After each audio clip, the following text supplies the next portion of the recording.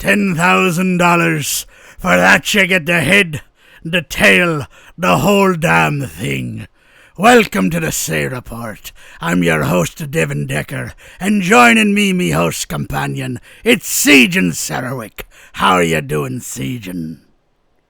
It got really piratey at the end. Robert Shaw to punt to Captain Jack. And I guess that's why I won't be doing the whole episode in the guise of Quint. That's not fair. Not Captain Jack. More like Jeffrey Rush there. What's his name? What is this name? Barbosa. Adrian Barbosa. Yeah. Captain Adrian Barbosa. Played by the whitest man ever. Oh, goodness gracious, Sejan. We're here in the studio recording another episode of the Say Report, and this time it's a big one, buddy. What is 50 years since Jaws came out? Yeah, 50 years, and and changed the landscape of cinema, like and what it meant to make a movie. I mean, not only that, we're gonna have to discuss whether or not. I mean, everybody calls Jaws the first summer blockbuster, but can you be a summer blockbuster if you release on June 20th, a full day before the solstice? I kid, of course. Is that an actual question, or are you just goofing? I'm goofing. I'm being an asshole. You need to understand that I watched the movie this morning, so Decker tradition. When Quint cracks his can of Narragansett on the Orca, we all crack one, and we do it as fast as possible. But you got to be prepared for that, so of course we start the movie off with a Narragansett as well. So in tradition, this is my third beer that I'm having before noon on the East Coast. As is tradition. As is tradition. I mean, I freaking love that every summer Narragansett... First of all, I love that Narragansett beer is back, because they closed for like 20 years they were closed, right? Yeah, but they've had a real swing back in the last 20 years. Yeah. So I like that they're beer again, that you can buy Narragansett beer, but I also like that every summer they bring back the 1975 can that looks like that. I mean, it actually has a pull tab. It's not like the ones where you have to pop it open with the other side of your church key. Kids, that's what the sharp side of your church key is for. Opening cans of beer before Pop-Tops were invented. Isn't that fun? Or pineapple juice. You know, various Kool-Aids. Any juicy juice. Because it's 100% real juice, it has to be sealed in a can. Otherwise, the bugs will get in. But see, you learn things here at the Say Report. I'm so excited to talk about this movie. But I guess fuck Richard Dreyfuss is just what I'm going to say. The guy's a lunatic. We are acknowledging that at the Say Report. But you do not grow up in New England without having a deep affinity for Jaws. Let alone the fact that, like, the world has a deep affinity for Jaws. So... We're going to put aside the fact that Richard Dreyfuss is a fucking weirdo, and we're still going to talk about this movie. And I'm excited to do it. I really am. Because Sejan's not wrong. Here's the thing, man. I thought you meant in this movie at first, and I was like, yeah, he is. Yep, I was right there with you. So it's not like his character in the movie is any more stable. Oh, yeah. It turns out Richard Dreyfuss, we're like, man, he's such an amazing actor. He wasn't acting, guys. He was just a crazy asshole. This whole time. I remember the American President. We're going to do a lot of revisiting the 10th, 20th, 30th, 40th anniversaries of the film Jaws in this celebration for the 40th anniversary. So in 1995, 20 years after Jaws comes out, Richard Dreyfuss is in a little movie called The American President, written by Aaron Sorkin. And he has the most sadistic fucking line in that movie. He's not the lead, right? The American President. The American President is Michael Douglas. Yeah. Right. The American President is about the fact that current President Michael Douglas is going to have to run for re-election in 1996. And he's a Democrat. Michael Douglas plays a Democrat. Richard Dreyfuss is the Republican candidate who's going to challenge him for re-election. And there's this moment where, so Michael Douglas, of course, the worst thing he could possibly do, starts dating a woman as a widower, played by Yes. Annette Bening, right? Fuck, that's Yeah, the plot of the movie is the fact that he is a widowed president, and he is interested in no longer being widowed, and it's like the politics around that, which is a really wild story. But Sorkin does his thing. It's a pretty phenomenal. It's a good movie.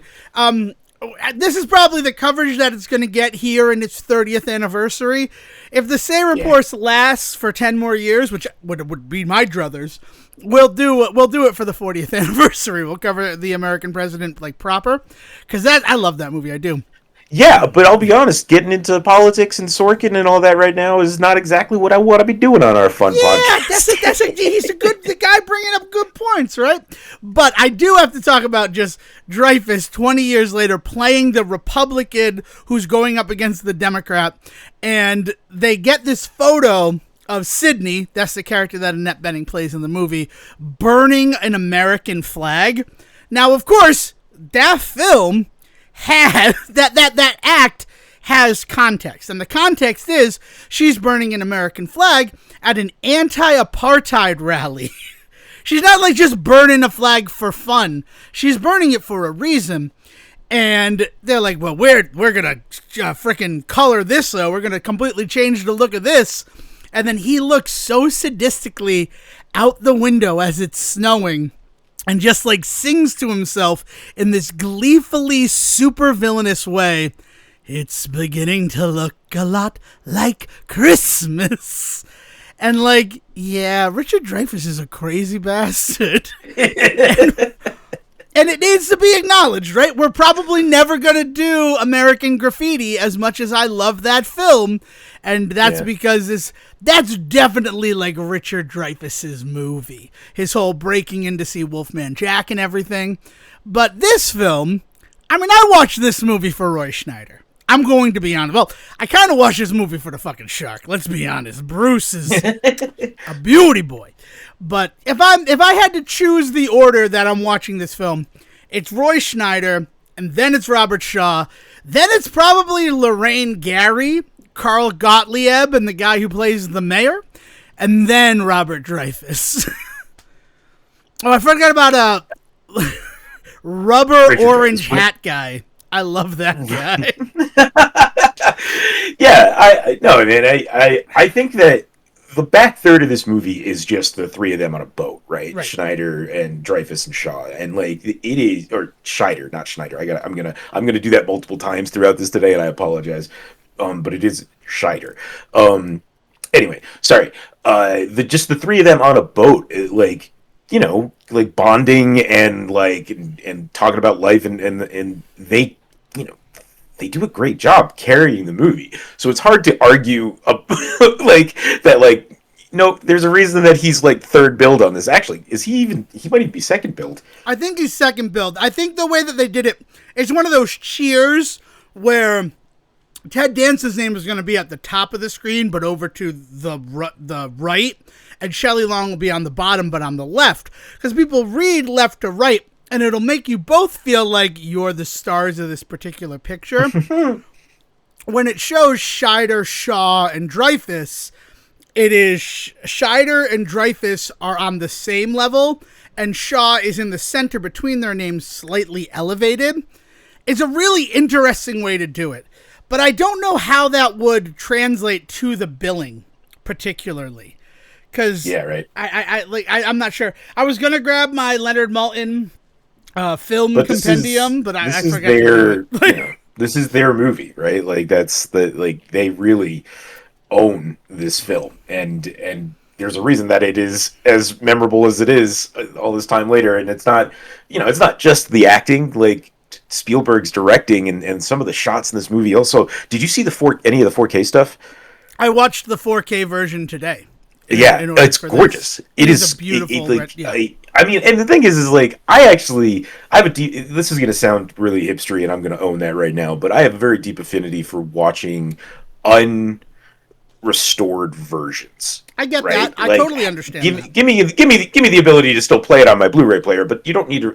I don't need the restoration. Or if there's going to be a restored version, which I understand, like the reasons for that for historical like reasons, like why you would want to have restored versions. At least still keep a version and give me a version that I can get that is the original, because there's something about watching. I watched a shitty ass cut that I have ripped a long time ago that I have owned, that it's just on my computer and has been for years. And like there's something about that cut that it almost feels like in the corner the MST3K guy should pop up at some point. Like it like has that like graininess to it and that feel to it, and it reminds you that what level of movie this actually was. Because you could watch that 4K version and you could be forgiven for thinking that this was a high budget fucking film.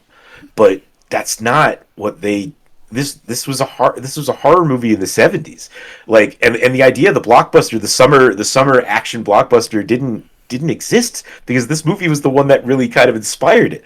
So like when this movie was being made, when this movie was being advertised, when people went and bought tickets to go see this movie, they weren't expecting this. They were expecting something more akin to like Friday the 13th or Creature from the Black Lagoon. Or Frogs, because I have to name check Frogs if we're talking about an environmental horror movie. 1972.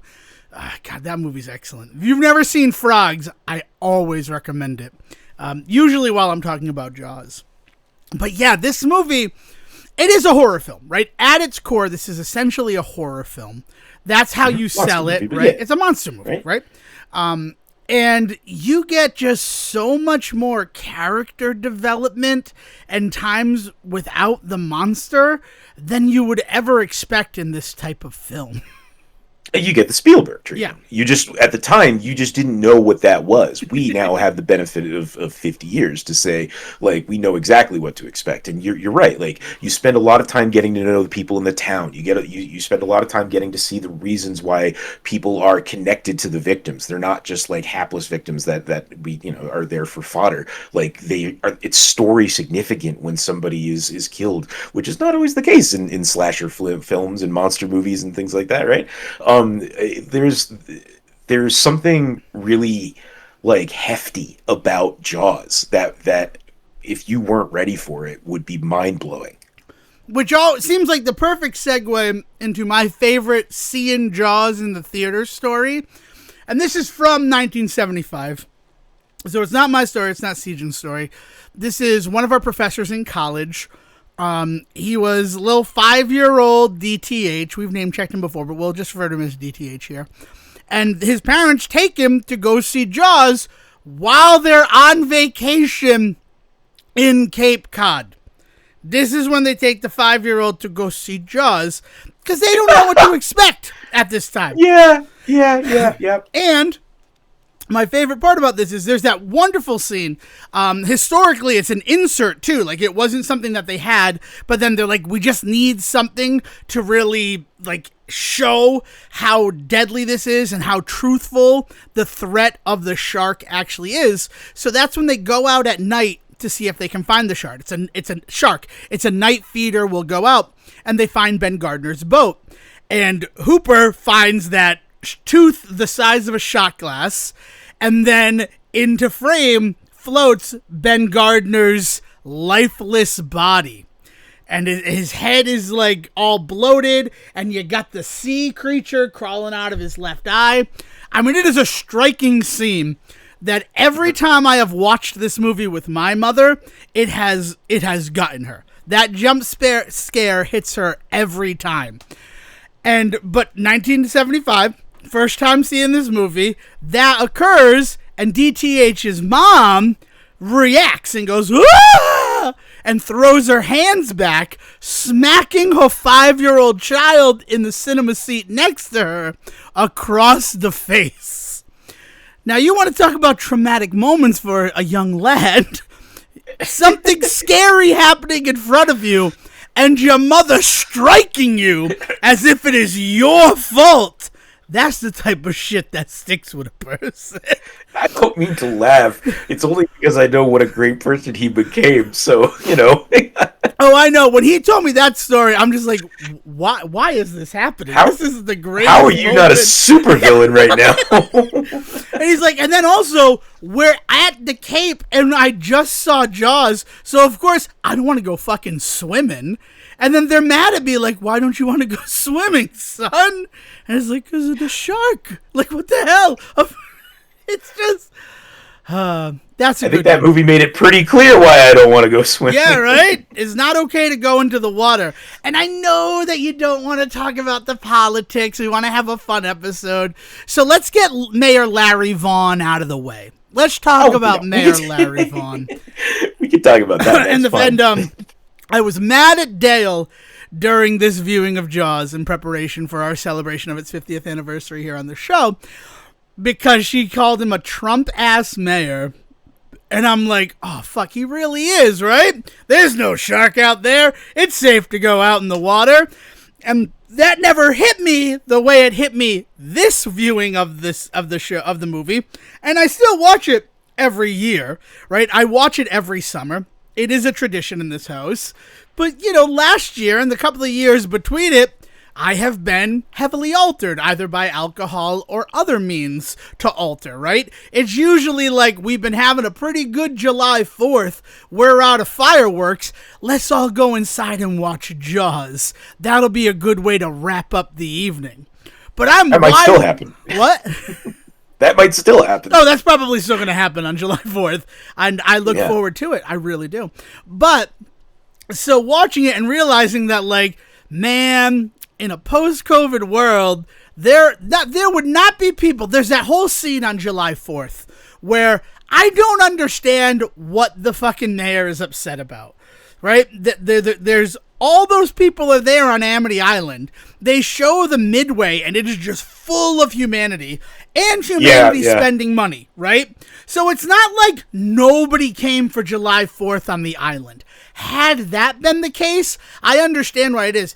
And you still have all those people who are there spending money. Fuck, if they're not in the water, all they're going to do is spend more money, right? Well, I think that there's something interesting here to mention. There was a book before the movie, kind of, right? Wasn't it? It was. There's a book by Pete Benchley. That is a right, fictional thing. Well, no, because one of the big things that the movie doesn't capture, that the book really kind of leans into. I read this when I was like 14, so forgive me for. I intend on reading it this summer, or anything. for the record. But there's a lot more of a feeling of desperation in that the town really is suffering because people aren't coming for the 4th of July. The movie, I think, because being filmed on location and things like that, they weren't going to be able to clear out a fucking Midway during the summer in New England.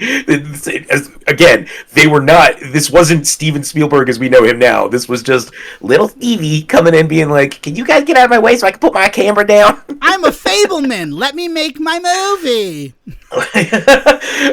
But like, I think that's where the disconnect comes from, is because the book, it feels a lot more desperate. It almost felt really, the reason that I loved it when I read it at the time is that it felt very Stephen King-y to me. And as we've talked about before, grew up in a very Stephen King house. And there's that town aspect of, like, because things are starting to go sideways, the shittier sides of people really start to come out, which is a big thing in King books. When he does his big community stories, you always inevitably have that moment when you start to see the worst in everybody. And I think that the movie, unfortunately, because of how and where it's made, just decides to play it completely differently and doesn't show you how desperate the town really gets.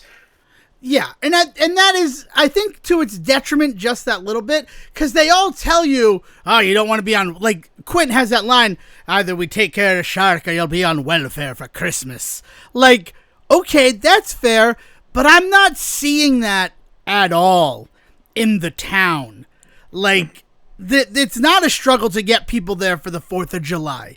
Like, I understand how this type of area works. I get the tourist destination that banks on we make all of our money in the 3 months of the summer. First of all, I could throw a rock from my house and hit at least 4 of them, right? It's something that, like, inherently were around. Second, most of my, like, formative years as a working person in the workforce was for travel agencies or on cruise ships. So, like, I saw it firsthand that, like, this is our on season. This is when we have to make the money so we can survive the off season. We definitely grew up in an area where seasonal work and seasonal money was part of the math. Yeah. So you're right. I have a copy of the book that was gifted to me, I think 2 years ago, and I figured for the 50th, I'm finally going to sit down and read it. And one of the reasons I want to read it is because with that, I was also gifted a copy of Jaws: The Revenge. This will be the only time that Jaws: The Revenge is brought up. But the novelization of Jaws: The Revenge, that shark is possessed by voodoo magic and sent to kill the remaining members of the Brody clan. And I'm excited to read that. But it feels disingenuous to read Jaws: The Revenge without originally reading Peter Benchley's novel, on which this film is based. I've never seen the movie, but I've seen the house it built. It's beautiful. Isn't that the quote? Yes, that is what Michael Caine said. Mario Van Awful, Peebles. Michael Caine. Yeah, well, you know. Michael Caine's not awful. Your Michael Caine is awful, right? Yes. Yeah, Michael Caine's more. Yes, I've seen the house it built. Nope. That's Bane. Sorry, that's Michael Bain. Why do we fall down, Master Bruce? So we can learn to pick ourselves back up. And I know that we're supposed to be celebrating Jaws in this episode, and we're celebrating Jaws. But this is what Jaws did, right? This is what Jaws created this amazing summer movie experience that led to 3 more movies being made out of this. The idea of the never-ending sequel and stuff like that, like and people going to them because like Michael Caine wasn't full of shit when he was saying that, like, yeah, people saw that movie, but not me. It's true. I mean, the fact that there's a Jaws 2 is crazy, like, has always blown my mind. And then Jaws 3, where they kill one of the kids, right? Michael, and I don't remember the other son of Martin Brody. Henry, maybe? I think it's Henry and Michael. One of them dies. Like, that's like a big inciting action of Jaws 3, or Jaws 3D.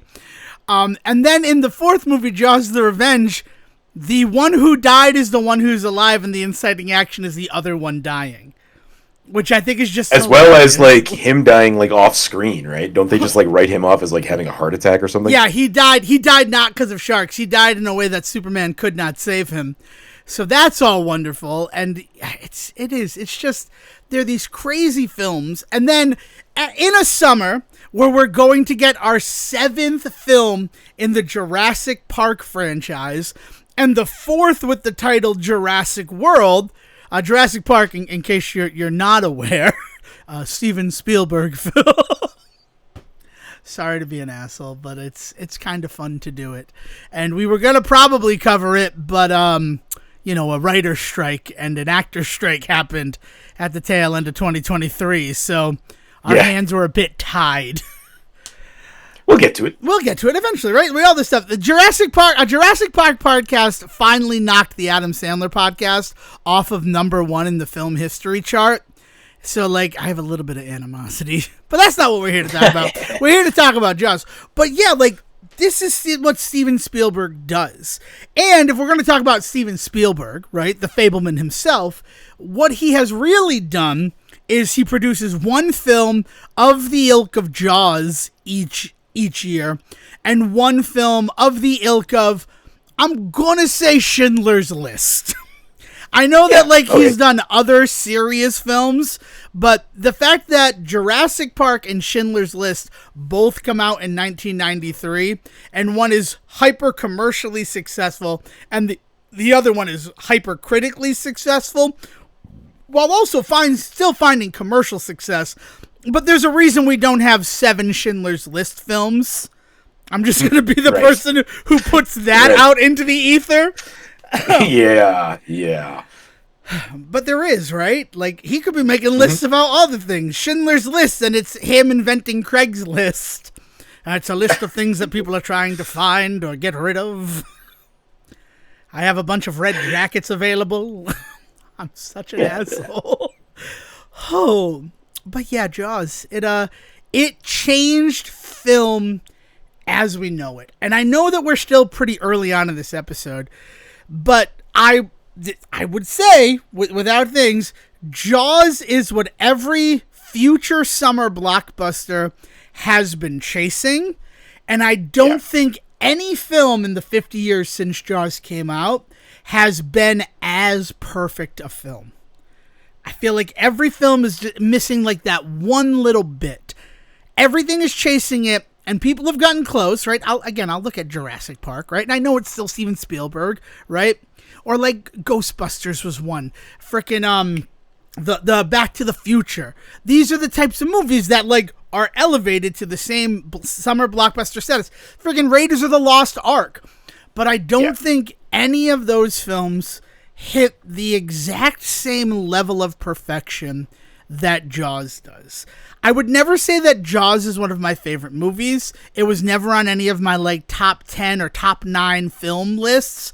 But I think that's because, for the same reason URI, right? And I know it's an urban legend, but just come with me on this. That URI is no longer on Playboy's top party schools because it's for amateurs. You don't include professionals. Like Jaws, without question, is a perfect film, and a film that everybody should see, and a film that everybody references, right? 20 years after this movie comes out, Kevin Smith, who at the time had only made Clerks, which has a couple of fantastic Jaws references in it.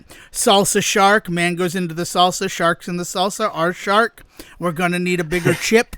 I think he says we're gonna need a bigger boat. I'm just being an asshole. I'm Monday morning quarterbacking Clerks 30 years after the fact. But he gets to make a movie with Universal.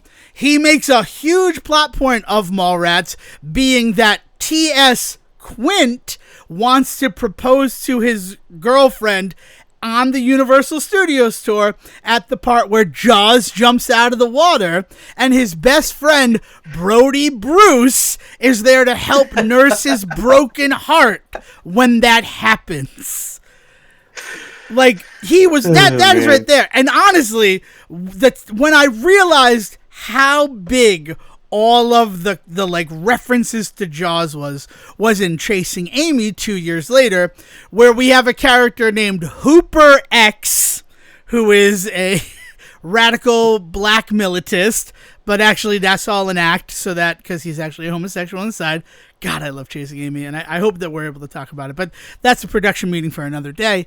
But they have that whole scene at the bar where Jason Lee and Joey Lauren Adams compare the permanent injuries that they've received while going down on girls. And if that scene isn't show me the way to go home from Jaws, then I just don't understand cinema, Siegen, and I should stop podcasting altogether. Yeah, what you're getting at is that, like, it's the referent. When people talk about, oh, this isn't a perfect movie, this is what they would consider to be the perfect movie to compare it to, right? Like, this is what you can. There has to be a best for everything else to be compared to, and I think that there's something to be said about some of the ways that this movie is paced a little oddly, like, and again, like, it blew everybody away. I think Spielberg has gotten better at pacing his movies as he's made more movies. Surprise, surprise. I think as he has made more films, he has gotten better at telling stories. Also, I think not being tied to something like, hey, we want you to turn this book into a movie. Like, he does a lot more going forward of, like, kind of producing that sort of stuff. I guess he does like, because he does the Jurassic Park stuff, which is off of a book, and he does like Minority Report is technically a story, right? Yeah. But Catch Me If You Can is kind of technically one. Schindler's List is based on the book that's based on it, but he also does do like Hook. As much as Hook is based on Peter Pan, that film is pretty much all original bullshit, right? There's no Rufio and J.M. Barrie's little book. Yeah. Yeah, and he's got some really fun ones that later in his career too. Like he directs Tom Hanks in The Terminal, doesn't he? Yeah, he does do The Terminal. Yeah, but then also, if we're going to talk about, he is also doing adaptations because he's the guy who did Ready Player One. You know, the film where historically someone sat behind me in the theater and said, "I'm really excited to see Steven Spielberg tackle a summer blockbuster." It feels like I've never seen him do one of those. And I did the slow turn. Like, is this guy serious? I don't want to engage. This feels like clickbait in real life. Yeah, he had also done he had also done BFG too around that same time. BFG. I wish more people liked BFG. That movie was really, really good, but I think it hit the wrong time. I think it's definitely one of those movies that's going to sit nicely in the middle, and people will watch on it for it'll always be something that gets watched eventually. It'll be the perfect movie for a daycare to have on hand to put on for kids, and then when they go home, they'll talk about it, and their parents won't know what the fuck movie they're talking about. Yeah. I mean, it's one of those that had a $140 budget and only grossed $55 million in U.S. and Canada and $195 worldwide with an $18.7 million opening weekend domestically. So that was one. BFG was made to be a summer blockbuster, and it just kind of failed, which is disappointing, especially the Mark Rylance of it, and Mark Rylance off the heels of Bridge of Spies, which was fucking incredible. Right? Yeah, yes. This is definitely the part of the episode where we're like, Steven Spielberg's a great director. Did you know he directed the first episode of Columbo? Did he really? Yeah, I kind of want to watch it. That's amazing. Yeah, after Bradley was like, you got to watch Strange Bedfellows, he's like, you should check out the first Columbo. You're going to be surprised who the director is. So I looked it up, and I'm seeing it here as I'm on Steven Spielberg's page, that he directed one episode of Columbo, Season 1, Episode 1. So, yeah, there you go. Murder by the Book. And apparently it's just like a Steven Spielberg movie, but made for television. I mean, give me some of those awkward upward shots into up people's noses and having some serious conversations about family while also somehow being about world politics. I want Columbo eye to eye with an animal to show the awesome power that nature possesses, and yet our hero was able to wield it. God, did he direct the first Transformers, or was he just a producer on it? Because it was Michael Bay who directed it, right? But there's so many moments in the first Transformers live action film from 2007 that are Spielberg coded. And yeah, I don't know. I like it. But you're not what Sejan said is correct. This is the perfection that most people have in their minds that they're chasing. And I don't think there's any bigger thing of that. We covered Deuce Bigalow, European Gigolo, which released in 2005, which would have been the 30th anniversary of Jaws, and who inexplicably is playing a Robert Shaw character for clearly no other reason than the fact that this is releasing during the 30th anniversary of Jaws, is Norm Macdonald. Right. It is watching this movie, it just recontextualized all these things. I'm mad that Ghostbusters Answer the Call released in 2016 because the whole thing with Andy Garcia and Kristen Wiig saying you're the mayor from Jaws. I am not the mayor from Jaws is just so good. And then Hubie Halloween, right? Hubie Halloween released for the 45th anniversary of Jaws. Literally, the mayor of Salem dresses in the same clothing as Larry Vaughn. We in this house, right? And I've talked about this before, joke that every day there is a reference to The Wizard of Oz. Now, a bit of that is putting your thumb on the scale, right? If it's an unobserved world, right, once you're observing it, you're bringing in your own biases. So that's part of it. And I understand that that's part of it, right? But at the same time, it does happen. And then I joke the same is true for Scooby-Doo. There are so many references to Jaws that you don't even think about. Think about Bad Hat Harry and all those, that production logo. Is that Joss Whedon? That's some Bad Hat Harry? production company, or? No, he's the weird monster one. Yeah, that's right. I thought the weird no, that's Bad Robot, who's J.J. Abrams. Bad Hat Harry. Who is that? It's one of them, right? It's Bryan Singer. That's who it is. Also, kind of problematic. Extremely. Yeah. But also another director heavily inspired by Spielberg. You can see in a lot of his work. Yes. So, and yeah, like, so down to the fact that he named his production company off of a weird throwaway moment at the beginning of Jaws that I'm sending to Sejin right now, because that's the beauty of us recording this online. Oh, man. So, I mean, weird dude. We've kind of just been talking about the movie. Should we, like, say what this is about? I mean, like, what do you want to focus on for Jaws 50th anniversary, Sejin? Man, I don't know. I mean, because part of it is that I'm coming in with the assumption that people know what Jaws is about, right? One would hope so. It's been 50 years. Yeah, but maybe that's not the case. I like, are we at a point where a movie like this is kind of getting lost in the sauce somewhere? So that's an interesting question, because this is our third.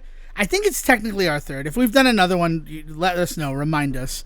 50th anniversary celebration of a film on this series. Because we've done The Godfather, and we've done The Godfather Part 2. And one of my stipulations for us doing a Godfather episode was that eventually we would cover the 50th anniversary of Jaws, right? And right. Then it was not, and it was not Sejin like... Yeah, I was going to say, it wasn't much of a fight, but also, yes, that was definitely something you brought up. I'm like, dude, if we're going to start doing this, Jaws has to be one. And I think part of that comes from the fact that, have you ever seen Jaws in a movie theater? Is the question that I want answered. Like, have you ever gotten to see it in the most hallowed hall that is the cinema? No, I've done a, like, in the park viewing of it, which, is kind of similar. So, like, I've been around a crowd, but it was very much a very loosey-goosey type of thing, as opposed to, like, going into the movie theater, sitting down, watching it, surround sound, that sort of thing. Yeah, it is. I mean, it's a completely different animal when you get to see a film like this in the theater. Like, it really... And the first time I did it, remember Cinema World up in Lincoln? It's still there. Oh, yeah. That's a big part of exactly what we are as friends, right? Cinema World is where this friendship really became galvanized, seeing all those movies. In the summer of, I want to say it was 2006, but I'm not 100% sure. I still have the ticket, and I was unable to find it before we recorded. They did a summer blockbuster, like, triple feature. And it was $25, and you got to see original prints of Back to the Future, E.T., and Jaws. And it was like, I'm going to go do that. Now, maybe it was even 2005, because, like, I didn't have my license. I had to find somebody who was willing to drive me to go see this and experience this. Which is when I found out that there's a scene in Jaws, we're just going to do it, right? It's our show. We're going to do whatever the fuck we want. Where they are outside at night, and there are shooting stars in the sky. And it's clearly because, like, a meteor shower is going on at the time that they are filming it. It is not, like, an effect that is added. It is, like, you just kind of randomly see them in the sky, and they caught them on camera. And the person that I went to go see this with, I'm going to call him PB, and Sejin knows who I'm talking about now, got so mad about it. Like, he, like, those, like, I hate that. I hate that Spielberg felt the need to add that to those scenes. And, like, we're just sitting in the car, and, like, he just kept going, and then he calmed down, and I'm like, no, those just happened. Like, that's one of the things that happens when you film outside. Especially when you're filming on technology that you're, like, not used to that being possible. You know what I mean? Yes. Like, yeah. Yeah. Yeah. Like, they invented ways to shoot film for this movie. But I always think about that and it being the weirdest things about that. That was one of the coolest things because it was like we saw Idiocracy. Idiocracy is the one that I will always point to, that we went to Cinema World for a midnight showing and it was just the DVD. And that was like kind of a kick in the nuts. Ditto for like Pulp Fiction.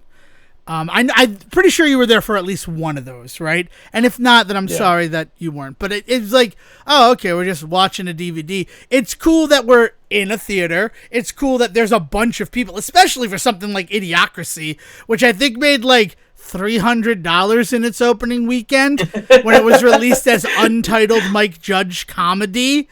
Like, we'll talk about Idiocracy someday.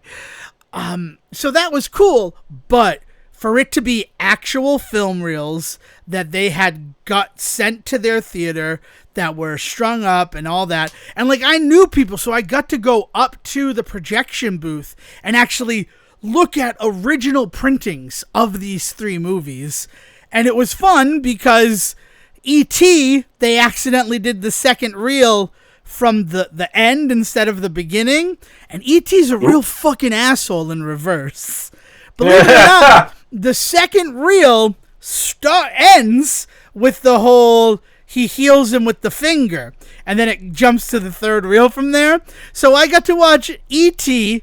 upside down, because if you're running something backwards, it's going to be upside down, touch Elliot's finger, which then began to bleed profusely, and for solace, Elliot ran to a circular saw blade to be like, maybe this will heal it. Maybe if love hurt me, pain will make me feel better. And these are the things that I always think about whenever I watch Jaws, because they're invariably tied to that moment in a theater, sitting down and getting to watch at least two of my favorite movies. E.T. is one of those ones that I like, but it has such a weird...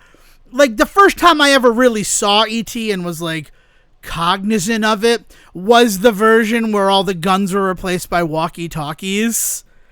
And it's weird. Yeah. Like, there's something uncanny about the fact that they're holding their walkie-talkies like guns in that one scene. Right? So it is. Yeah. I was going to point to E.T. as, I like E.T. as well, but it's not one of my favorites because I think it is a better example than even Jaws of what I'm talking about, where his structure needed work. Like there's some long moments in that movie that are too long, I think, and then there's like the good stuff. Then the tonal shift is not quite handled as well because that movie has a huge tonal shift. But it is better than anybody else is doing it. So like he's still, he still is master of the craft at the time. It's just that you're watching him learn throughout these movies how to really make it. And then, you do get to some of his stuff later, like Saving Private Ryan, I think might be the example where you point to him just getting it right. I mean, that's really interesting because I look at Jaws and I think this movie goes so fast. But it's a movie that I've seen at least 30 times. So it could be one of those situations where, like, I just know what's happening. Because, like, the first time I saw Hot Fuzz, I felt like this is good, but it's kind of meandering. And then I went to go see it the next day because I told someone I saw Hot Fuzz and I liked it, but I'm feeling some sort of way about it. So let's go see it again and maybe it'll change. And that second viewing, Hot Fuzz finally fell into place for me, where I'm like, oh, I understand all the buildup and why it's important, the way that it's paced, right? It's probably where I developed the phrase deliberately paced when talking about a film.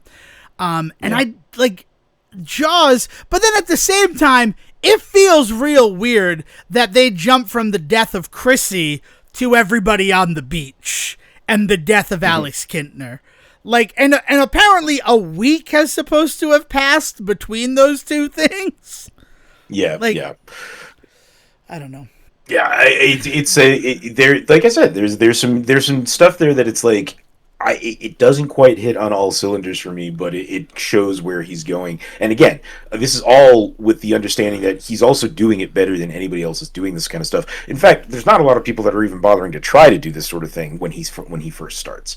You know, the kind of effort put into making a hell of a movie out of what is otherwise a silly monster film, like showing that if you're earnest about it and you put that kind of work in, you can still craft some pretty beautiful art out of summer popcorn, right? Like that. He nobody else is even caring to attempt that when he's just like, yeah, but what if though? Yeah, I mean, this invents an entire. I guess genre. Is summer blockbuster a genre, or is it just an adjective to describe? Which that's maybe the most pretentious thing I've ever asked on this show.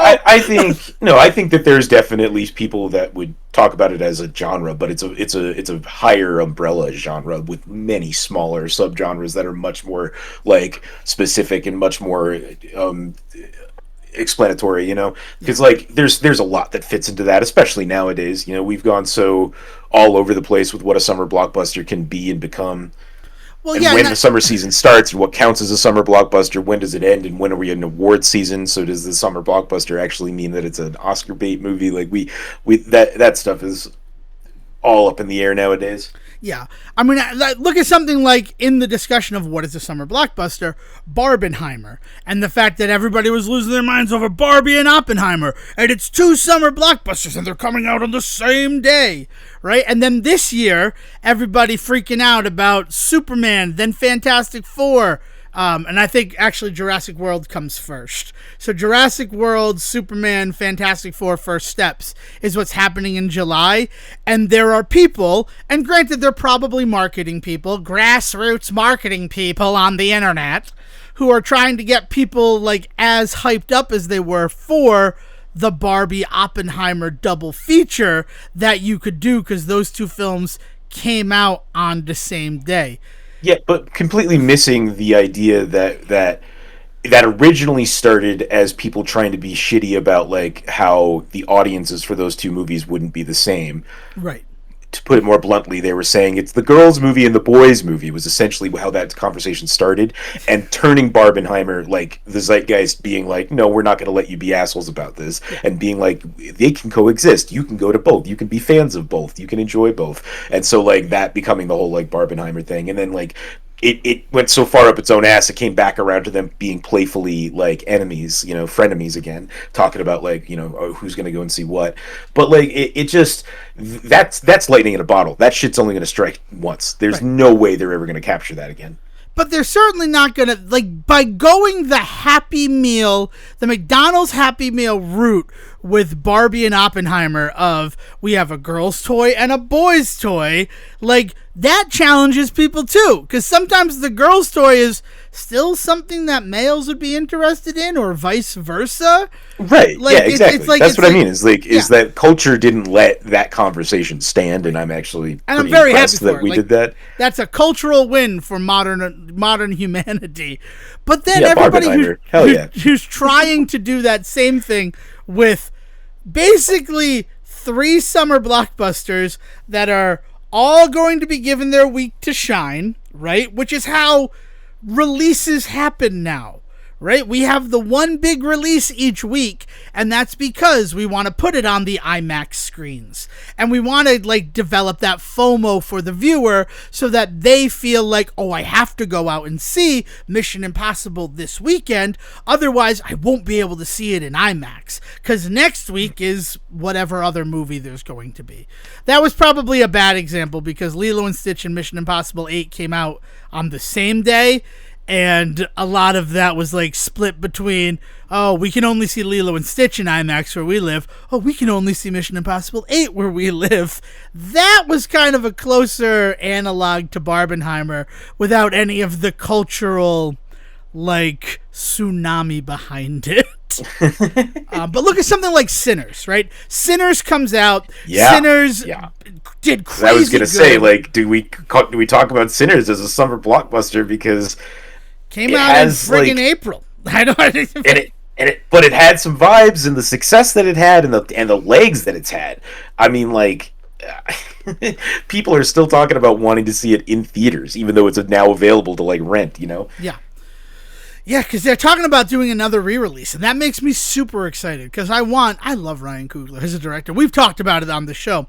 Like, go see Sinners if you haven't seen Sinners yet. It's available at home now, and it is worth the time. To go back to Jaws, I guess, like, maybe just, like, brief synopsis, because there's some nuance that I feel like kind of gets swept up in the whole. Most people, when they think of the film Jaws, they think about that final third of the movie, where you have three men on an old fishing trawler going up against a behemoth of nature, a supernatural force drawn into the body of a great white shark, right? A 25-footer. Sorry. Well, and with some smarts on it, which I don't think they ever really talk about in the movie, which I appreciate. I don't want like somebody being like, also it's brain because it's been eating nuclear sludge or something, like fuck all that. But there is definitely something to be said about the fact that Bruce has intention in what he does, which is fucking freaky. That is the scariest part of it all. It is the scariest part about that, because it's not acting the way you would expect an animal to act in that. And it's not even down to the fact that it makes sense that humans in that situation, being hunted by an animal, they would do a lot of anthropomorphizing of the intentions of that animal. But they don't ever have conversations about, like, did you see how it hit the boat last night? It's like it did that on purpose, man. It's got intent. It's out to get us. That conversation doesn't happen until Jaws: The Revenge. Right, like, which is part of the reason why that movie story just so ridiculous, just horrendous. Yeah, right. It's like they don't do that. It's one of those things that like we just get to see it, and then as an audience member, we kind of fill in the blanks of it all. There's no scene. Creeps out. It's the creepiest part about it. It's the reason why it's not just jump scares. It is like building aching horror in your chest, because you do realize that this thing is like smarter than it should be. Like, it just feels off-putting the entire time. It'd be something if Matt Hooper was like, yeah, there's some people who believe that sharks would have evolved to be able to open doors, and then they're in the kitchen and the shark's trying to open the door. Also, it's bipedal and walking on land at this point, so like that'd be more impressive than a shark who can open a door. But yeah, so like that's what you think about. You think in my head it just slams the door open and it's just like it's fucking Jabberjaw. like it slams the door open and is like, here's Jabby. Nyuk, nyuk, nyuk, nyuk. No respect. Oh, Jabberjaw. I think I only like you because of the movie Jaws. I'm going to be honest with you.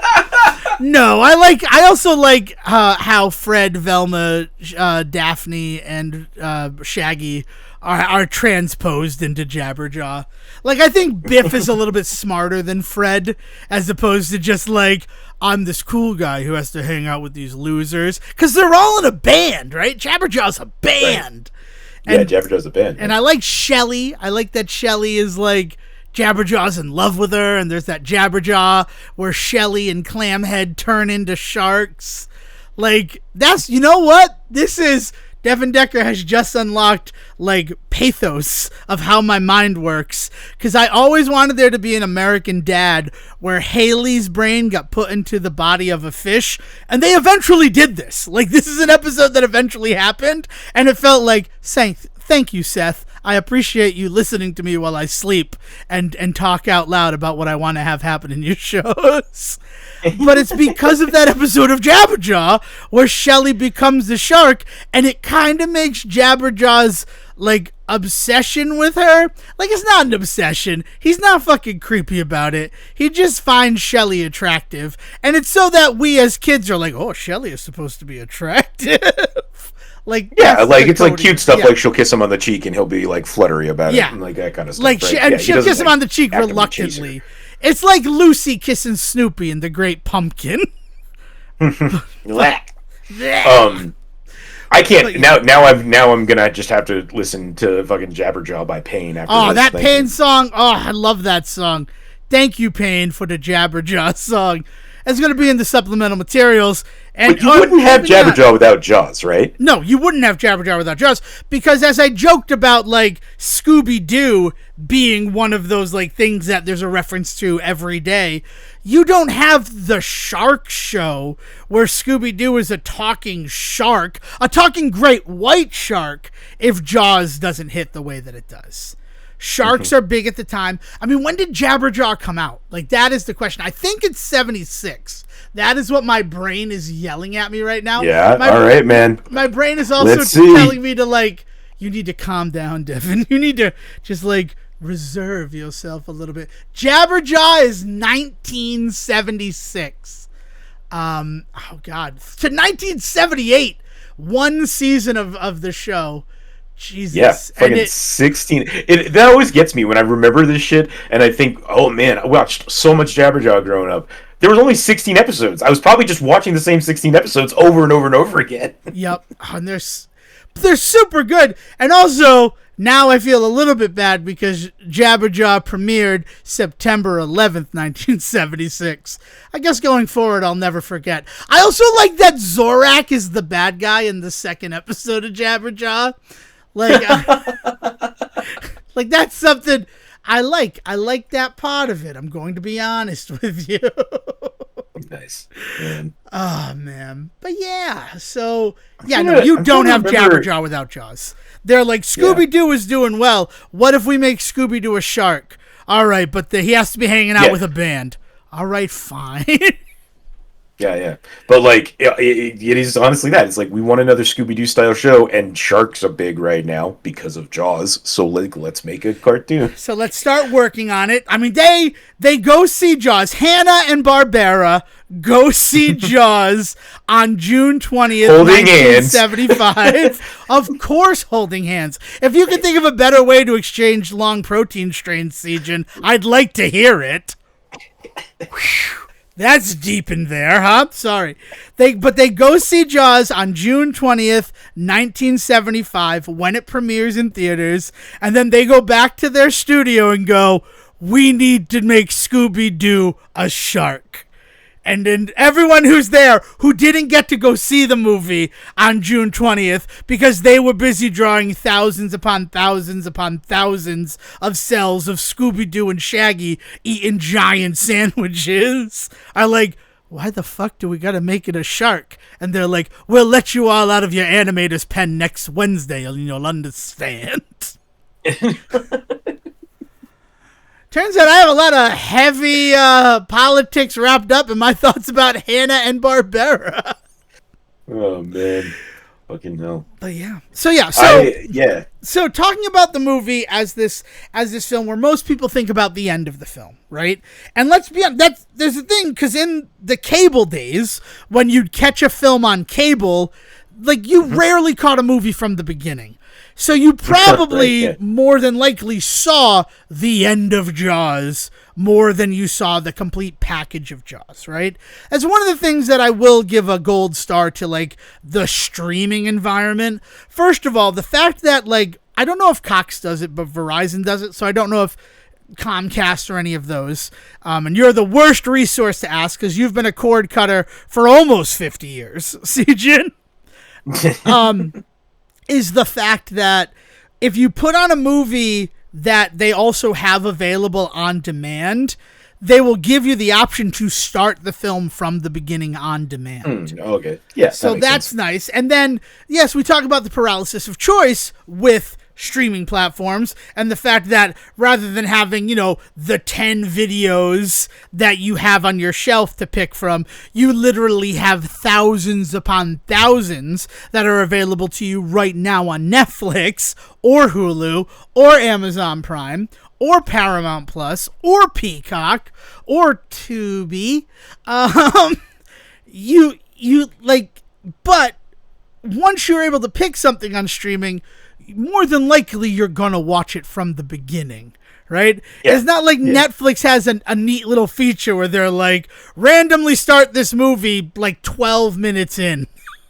I gotta tell you though, the person, and I was thinking about this yesterday, the person who's able to perfect imperfections with streaming would probably be like a millionaire. Because some people Well, the want funny them. part is you can find a lot of long videos on YouTube where they do kind of do this. Now, granted, it's probably born from the fact that if they don't put the whole movie up, then they're not getting called out, like they're not getting Right. caught by AI that's looking for certain things, and like they'll string multiple movies together so that and they'll just start it up 20 minutes in, and then it'll fade out about 30 minutes later, and then it'll start another movie up 20 minutes in. They do this a lot with kids cartoons. They'll do compilations like that, Yeah. where they'll do like 5-minute segments, and then 10-minute segments, and then 2-minute segments, where they just fade in and out of like various Mickey Mouse things. Again, just so that people can get around like getting caught by the robots. And there's tons of that sort of stuff. But it feeds that exact same feeling for people, is that idea of like, yeah, this is just kind of on in the background, and it kind of just came up at my favorite part, and it goes away before I cared about the rest of this movie. Right? It comes out at that part where, like, man, there was always a commercial right before Marty tried to go back to the future. Right? Like, I'd see the scene where the tree branch falls and the cable breaks, and then it'd go to commercials and be like, come on down to Wendy's for our new bacon cheeseburger. Bacon, bacon, bacon. Yeah, and they know you're going to have to wait now at this point to see what happens. But no, Devin, it's time to go to karate, or we have to leave for your grandmother's house for Thanksgiving. So, like, that's where I saw Until and Back to the Future that day. So when I'm watching... So bitter about Thanksgiving with Grandma. Look, I'm not going to shy away from the fact that once I started working and I no longer had the expectation that I would be at Grandma's for Thanksgiving, that is when my life started to get fucking fantastic. It was spectacular. Oh, I work at the movie store, so they expect me there all day because entertainment doesn't take a break. And really, it's the fact of like, all right, who doesn't want to work Thanksgiving? I'll cover for you. Like, it wasn't even about the fact that, yes, I am getting time and a half for this 17-hour day that I'm working at the Blockbuster Video. Don't you forget it. But also the fact put that... Jaws on and... usually I had to watch. One of the reasons why I hate it is the Charlie Brown Thanksgiving special. I'd always work with somebody who's like, can we watch the Charlie Brown Thanksgiving special? And I'm like, fucking toast and popcorn is not Thanksgiving dinner. And goddamn it, Peppermint Patty is such a dick to Charlie Brown in this.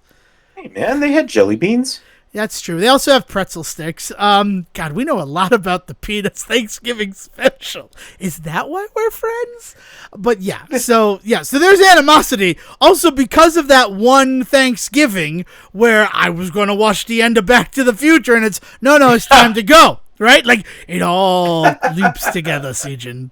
That was the Christmas I got Back to the Future on VHS, though, and I'd be lying if I didn't say that also leapt me forward in terms of my development as a human being.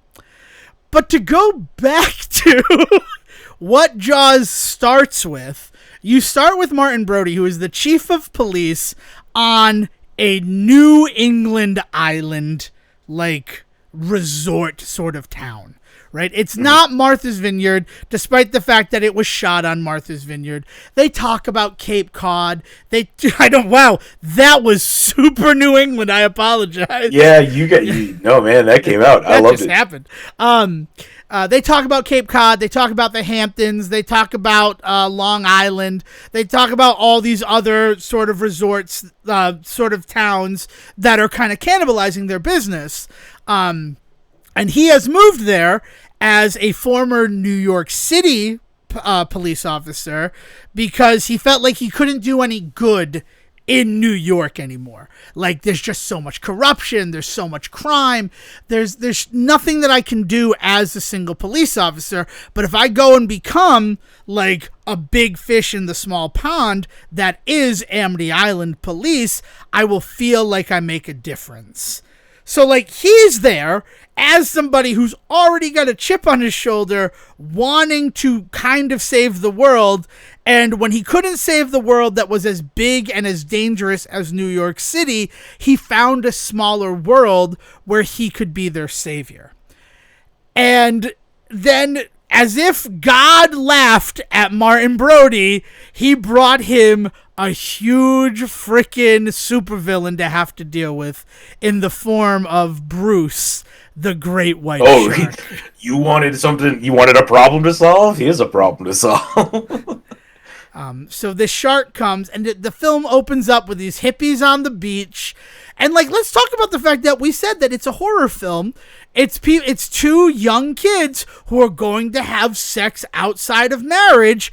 And the woman, which if this were an Adam Sandler, that'd probably be my blue, or at least my guess for what Sejan's blue would be, is the fact that Chrissy is punished for wanting to have premarital sex with, I think his name's Greg. I don't know the name of that guy. Maybe Gary. Greg. Yeah, but I mean, like, it is pure slasher, right? Yeah, like, exactly. It is like these two kids sneak off from a party so that they can go fool around, and they get got by the big bad, and like it is pure slasher film. Like, yeah. Yeah. It's Sean is the other Brody child, by the way. It's Michael and Sean. Now, they're just, as I'm going through trying to find out if Greg's name is Greg, because I can't imagine his name is Greg. I don't know where I got that from. But then you go through the quotes page. All the Gregs out there. I mean, Greg's got some other stuff going on. Like, he's one of those characters where you're just like, ugh, you're kind of gross. Because he's like, hey, I called you, didn't I? Why do you think I killed her? I called the cops when I passed out on the beach and she probably drowned, which would still technically be my fault. But let's not talk about it. I called you. I'm sorry. I don't mean to be a total jerk, but it's a scene, man. So that is the first thing. And they find Chrissy's body. They find Christine Walken's body, and Carl Gottlieb. What is his name in this film? I feel so bad because, like, I know 4 people's names. I know 5. I know Ellen's name as well. Like, off the top of my head, no problem.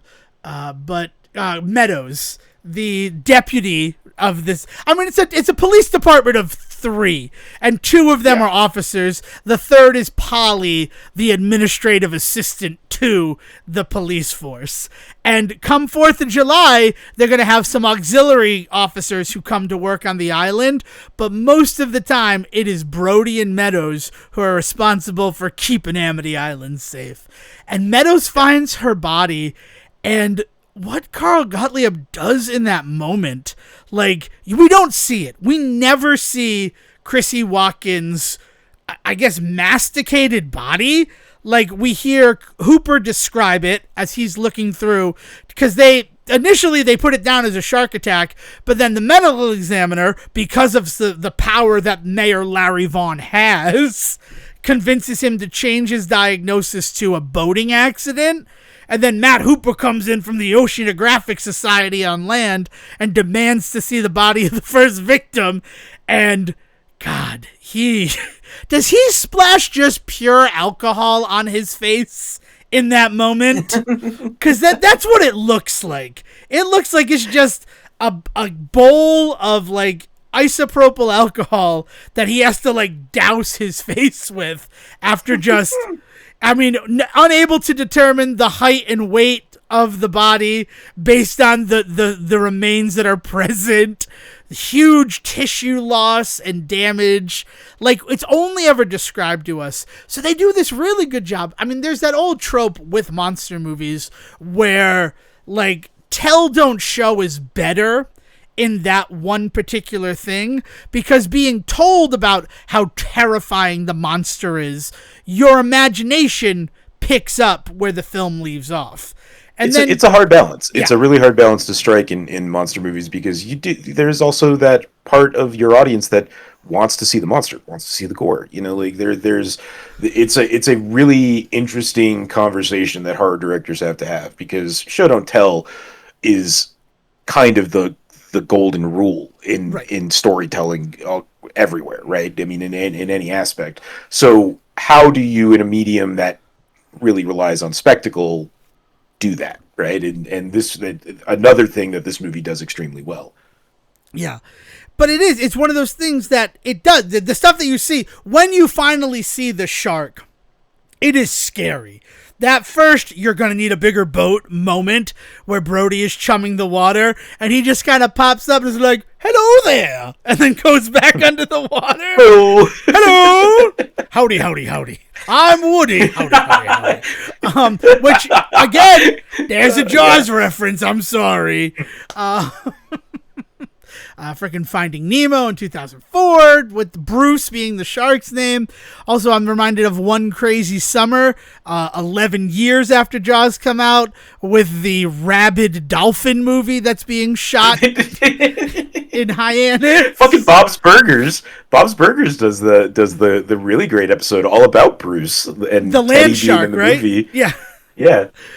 God, it's everywhere. Like, I'm trying to struggle to think about something that does not make some reference to Jaws. It's just, it surrounds us and it consumes us, much like the Force. Perhaps the Force is the film Jaws, and that's what George Lucas was talking about before midichlorians. Yeah. Before midichlorians, the Force is Jaws. Yeah, okay, I can deal with that. Thanks. Well, and then the hard swing into religion that the last three do with it. But, and into religion and podcasting. Let's not forget that essentially the Last Skywalker is Emperor Palpatine has started a podcast. Just another white guy who thinks everybody wants to hear his opinions. And people so do not want to hear his opinions that they mount an attack to murder him. Oh, goodness. It's fun. It's fun.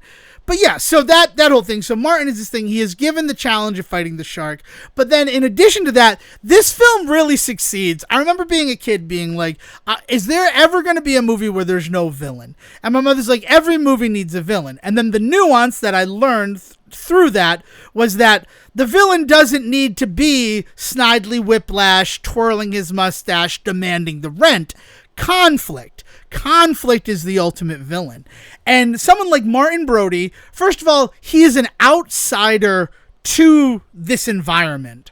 So it's a little bit of man versus environment right there, because like they're all like, oh, this big fucking New York guy comes in and he's like, we gotta close the beaches because of a little shark attack. So everybody's fighting him there. There's man versus man with the fight with him and Larry Vaughn to shut the beaches. There's man versus nature in the very nature of the fact that Jaws, Bruce the shark, is nature, like incarnate, coming to consume and hurt this place where he has become the protector of.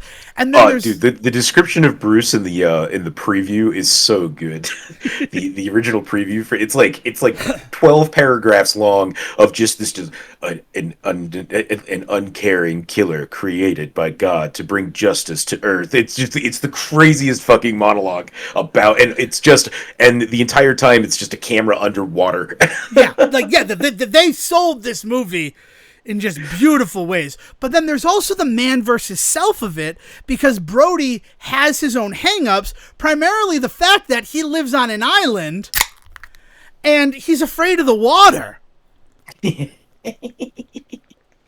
Such a good, I mean, like, it is screenwriting 101, right? Is to like give your character a major fault and have them have to face it, right? And so like if your character's afraid of heights, they better end up on the top of a building at some point, right? Exactly, right? Or if your character's afraid of snakes, he winds up in a pit full of snakes.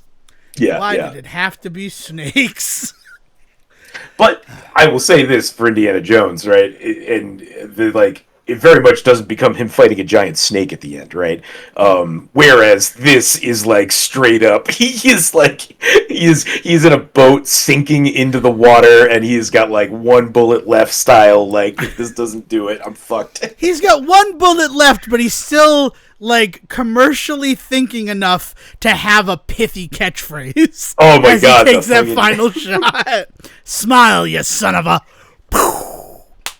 And I love that Chekhov is making oxygen tanks now Chekhov brand oxygen tanks. So that's what was it? Was it an oxygen tank or was it the tank of poison? I couldn't figure out what it was. So it's an oxygen tank. Is the fact no, that the poison was in a vial earlier. Yeah, okay, the poison yeah. They show the shark dart. I was watching it this time, and I was like, "Oh, maybe it's not oxygen after all." But no, it's very clearly one of the scuba tanks, and it's one of those situations where, like, it's strange that they would bring two, right? Like, only one person is scuba certified, though I don't know if that existed in 1975, or like, you could just hook a tank of oxygen to your back and go underwater. I will say right here that there are many situations in which it's always a good idea to bring a backup. If I'm going under the fucking water, I'm bringing 2 tanks of oxygen with me. He brings up a good point, but it's fun. But it's also one of those situations so that we can have Hooper, who, spoilers, historically dies in the novel, have that little moment where you think he's gone, and then, oh, thank God there's another oxygen tank so that we can blow the shark up, right? Mm-hmm. I don't know. It's just, but it is. But the whole thing was, sorry, I got distracted by the fact that I did, at the 113 mark, crack open a Gansett and crush it like Quint. Hopefully the Foley came through for you listening at home. Sejan was giggling in quite a wonderful way. Like, one of the things that does make this film work is where in most films you get man versus one of, I think it's 9, right? Like the last time that they talked about the conflicts that man can deal with, it's 9 is what the breakdown is. Am I crazy for that? Or what do you I don't know what you're saying right now. It sounds like you're talking about like a conspiracy theory. No, it's not like a conspiracy theory. It's like the people who analyze literature and storytelling. When we were in high school, I was taught about the 5 types of conflict, which is self, man, nature, environment, and I don't even remember what the 5th one I was taught in an English class was. And then I remember like looking probably something mental. Yeah, right? Yeah. Maybe it's just like fear, Earth, wind, like fire. Fear, and it is Earth, wind. I mean, September. September's terrifying. You're just sitting there, and then suddenly you remember September. Oh my goodness, I hate myself. Man versus conflicts. Examples. We're just doing some straight up. I'll Google it. What the heck? Man versus society, nature, fate, technology, supernatural, and self are the ones that, granted, this is the AI overview, but that's 1, 2, 3, 4, 5, 6, 7. And I mean, that's really interesting because, like, that means environment has, like, technically been changed from the term environment to society. But I guess that makes more sense than having environment and nature, because, like, they're sort of the same thing, right? The societal environment is very different when you have a bunch of people who are questioning what you're doing because you're not from them, right? Or you have the fish out of water, the stranger in a strange land. That's more man versus society, whereas man versus nature is literally you are dealing with a threat that is nature in, like, it'd be like the perfect storm is man versus nature, or Jaws is them fighting the shark, which represents the nature. And that really makes me happy that man versus supernatural is now considered one of the external conflicts, because that leads a whole lot of credence into what makes a superhero in my book. Like, none of the people in this movie are superheroes. I'm just going to say that. But Indiana Jones is a superhero because he is a man who deals with supernatural threats. That makes him a superhero in my book. I think I can fit that in here, right? It's a Steven Spielberg flick. Yeah, sure. Oh, man. But yeah, so that's the whole thing, is he is there and he wants to do it, but he has to deal with Larry Vaughn being like, the beaches need to be open, because if the beaches aren't open, then we'll make no money, and these people make money on the summer tourism. And it's one of those situations where if they just dealt with the shark from the beginning, the shark would have been dealt with. Like, how long do you think they're on the orca? Like, real talk Sunday, on a Sunday, released on next Monday. I guess probably a few days, right? Like, we really only see, I think, one night, right? Right. So, yeah, we see, but like, yeah, but I get the impression that by that point it's already been a night or two, right? And then we see that night, and then all the events of the next day. Yeah, I've always gotten the impression that it was somewhere in like the 4 to 5 day range, I guess. yeah. Like, Well, I mean, on July 4th is when the attack happens that kills, I mean, another classic slasher trope, like the creepy old guy. And he's not an old guy, but he gives off like weird sort of vibes. The guy who's alone in the pond with the young boys who are trying to sail their boat. Like, you boys all right over there? I got some gin rummy over here and chocolate bars in my van. That's what I call the boat. Like, he's a little strange. So he's another one who loses it. And then, like, Mrs. Kintner, right? Like, is she a single mother? Like, did she have Alex out of wedlock or things like that? Like, I have questions about why she is punished in terms of the morality that we know exists at, like, the core of the horror genre. Approaching Jaws as a horror movie, Chrissy dies because of the premarital sex of it all. Alex Kintner dies as punishment to his mother, right? Which is terrible, right? Like, it's a terrible thing, but it's things that happen in slasher films and in horror films. Is the kid who dies because the parent, it hurts the parent more to have them lose the child due to their neglect than it would to have that parent die and leave a child without an orphan. And then that guy who's like kind of being creepy to those kids dies. And then, like, I don't know why Ben Harper has to die. I mean, not Ben Harper. Ben Gardner has to die because he's not really doing anything crazy. He's no, I think what you're pointing to is the shift kind of throughout into slowly it not being that kind of movie anymore. Yeah. Right? Is like it starts by kind of playing by those rules, and then very slowly over time develops its own. Yeah. And becomes its own thing. Yes. And it works. But on July 4th is when the attack happens. Everybody's at the beach. Everybody is fearful to go into the water, still spending money. But the news is there. That's Peter Benchley as the interviewer, who's like, we're here on Amity Island. Amity means friendship and all that bullshit. So it is very highly publicized, that attack. And that is when Brody says, you're going to sign this. I'm going to hire Quint. We're going to deal with this fucking shark because I'm tired of it. So if that's July 4th, right? Here's the greatest part about Jaws. This is the weirdest thing that I'm going to say. Because it happened 50 years ago, the calendar is exactly the same as it is in 2025. 50 years, the calendars repeat. They repeat before that, but 50 years, that's a fun little like tip that you can know, is that Sunday is it the 14th today? Is it June 14th? I feel like such a fool, CJ. It's June 15th, right? Sunday, June 15th in 1975 was also Sunday, June 15th. Like, that's a thing to note. So Alex Kintner dies on Sunday, June 29th. So then the 4th of July happens on that Friday.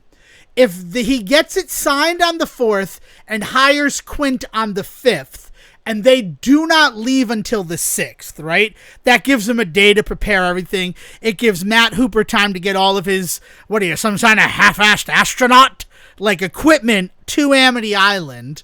They leave on the 6th, and then at the end of the movie, when they're swimming back to shore, and he goes, what day is it? Wednesday, I think. No, Tuesday. That would mean that it is Tuesday the 8th. Because there is absolutely no way that they are out in that ocean hunting Bruce for a week. There's no way that it's July 15th. because like the radio conversation when Ellen calls the ship and is like, can I talk to Martin? And he's like, oh, hey, Mrs. Brody, we just got a couple of stripers. Haven't seen anything yet, but we should be home for supper time. And then he just like breaks the fucking radio because he's got space madness a la Steve Buscemi and Armageddon. Remember, a lot of things are going to be Armageddon coded for me recently. Like that, like they're making it seem like they're just going out for a couple of days. It does not seem like the plan is, and by all accounts, like they have that discussion where, like, we'll go in at night, like, because they're not that far out. One of the very important things that they try to indicate to the audience is that a territorial rogue shark like Bruce is feeding close to land. Like, he's not out in open ocean, which is why it is so scary. Isn't it something like 10 feet that they point to? As long as it's 3 feet deep or something. Yeah, like shark can... most shark attacks happen 10 feet from the shore in 3 feet of water. Like that's the numbers that they give you. So that's why it's one of those scary moments when they're on the orca and Brody says, maybe we should start trying to lead him inland instead of letting this shark take us further and further out to sea. Because that's like one of those other moments where like this shark knows what it's doing. Because if it gets them out in open ocean, they got no fucking chance of stopping this thing. Right, yeah. Yeah. Which is why when he's got 3 barrels on him, not with 3 barrels, he'll not go under with 3 barrels. It's like we're going to run him towards the shore and drown him. Because... excuse me. Oh, God. Those 4 Narragansetts are starting to repeat on me. I apologize. It is one of those situations where sharks, if they don't move, like, water doesn't flow through their gills and they suffocate. And if they bring him so far ashore with that added buoyancy of those barrels that are stuck to him via harpoon, it won't be able to move in shallower water. And it will die. It will literally drown despite being an aquatic animal. So they can't be that far out. And it even feels like, yeah, we'll be coming in every night after we hunt for this shark. And one of the reasons they don't come in that first night where they're drinking the apricot brandy and show me the way to go home happens and the whole, now this is permanent. And I love that moment where Brody looks at his little accident, which like he was clearly stabbed, right? Like I think that's what it's supposed to represent, is that he was stabbed in New York, which is just great show don't tell, like narrative stuff for the character of Martin Brody. Like sorry. Yeah, I have you run out of red string yet? Oh, for my conspiracy? No, man, I just got a whole thing of it. Joanne Fabrics closed, Sejan, and I bought up all the red string they had. You did some real math there, bud. I'm very proud of you. This is my curse, Sejan, and very rarely do I go this deep on the show. There are a couple of times where I've like calculated, like if we go back to our Groundhog Day episode, I did the calculations as to how long he was there and how it would work based on what we saw, and I've done the crazy math guy before. This is my beautiful mind at work, not a Spielberg movie. Tying it together, because as soon as like we release this episode is releasing to you, let me just confirm before I say anything, but I think this is coming out for consumption on the 23rd of June. That is our plan, is to do it on the 23rd of June. And that's because, as mentioned earlier, June 20th is when Jaws first premiered in theaters. So the official 50th anniversary has passed 3 days ago before this is released to you for consumption. But initially, what got it pumping is, we'll finally do the Jaws. I was like, maybe we'll do it close to Independence Day, because, like, for this family, July 4th is where we get drunk and full of hot dogs and hamburgers and Americana and sit down and watch Jaws to end the night. I'm not sure why I went Southern there. I really should have gone more Harvard Yard. Drunk and full of hot dogs is my favorite. It's my favorite Limp Bizkit album. Oh, man. Yeah, full of hot dogs and chocolate starfish. But then when Sejan was like, I'm not going to be available to record on the 29th, I'm like, fuck, that's when Alex Kintner dies, is on June 29th. But we're doing it on the 23rd because it's like that first death, when Kintner comes to him after they've caught the tiger shark, because that's another thing that's just incredible about this movie, is they have that bait and switch moment where Kintner's mother puts up a $3,000 reward for the death of the shark that killed her son. And so it brings in a bunch of like shark hunters. Did you see all those license plates out there? Connecticut, Rhode Island, even New York. Like, you have that great, I don't know why he sounds like, Don Knotts from frickin' the Andy Griffith Show, but that's what Carl Gottlieb brings to the character of Meadows, is that sort of Barney Fife attitude. No, it's more Gomer Pyle. Well, golly! Golly! I don't know about all them license plates out there, Chief. So they bring all these people who hunt and find a tiger shark, which makes me smile because, like, street sharks, right? Street sharks finally got mentioned. I told you I could go 90 minutes without talking about the street sharks, Sejan. You owe me a cookie. The street sharks are historically a great white shark in Ripster, a tiger shark in Streaks, a hammerhead in Jab, and a whale shark in Big Slamoo. So there's no whale shark in this movie, but the great white of Bruce is there. They capture a tiger shark that is so fucking good when Hooper's like, excuse me, and he's measuring the bite radius, and he's like, that's not our fucking shark, man. That's not our fucking shark. I also love when the guys like have 12 dudes on a boat that like conservatively is meant for 4, and he's like, the sheriff wanted me to tell you that you're overloading your boat. All right, well, they're gonna die. And he just walks away whistling like, well, I tried to warn the morons. It's beautiful stuff. It really is just this beautiful little movie. It's very New England, actually. It's so New England. Like, I tried. I did what I could. Where is there a good restaurant or hotel? Yeah, just start walking that way. All right, you're all gonna die. Like, it works. But they find that tiger shark, and it's this great bait and switch because even Brody is like, fuck, our long, strange, and like adventure with a shark on Amity Island is finally come to an end. And then Hooper, being the intellectual, representing yuppie culture in this 1975 film. Like, that's fully what he's supposed to represent. And in the book, which I'm really happy is not in the movie, he fucking sleeps with Ellen Brody. Like, Ellen cheats on Martin. Like, really kind of conveying the whole man versus self of his character and his inadequacy and the way that he feels being. I can't fuck on an island, Ellen. I'm sorry. I'm not impotent. I just don't like being on an island. I'm afraid of the water. I don't know why that's my Martin Brody, but that's what you got, guys. I'm sorry. Oh, man. But yeah, so he's this yuppie character. He's supposed to be the rich know-it-all. He's basically Frasier from Cheers. I don't know what was going through the minds of the three, I can't think of their names now, the Charles brothers and Brooks at the time that they introduced Frasier, but I would not be surprised if they're like, what if he's kind of like Hooper from Jaws, but a psychiatrist instead of a marine biologist? There's also something really nice about the fact, now we're talking Seinfeld connected to Jaws, that George Costanza wears the same glasses as Matt Hooper. Like, that's my favorite thing about that character. So, like, with the fact that he's a marine biologist in that episode where he lies about it, I believe the episode's called The Marine Biologist.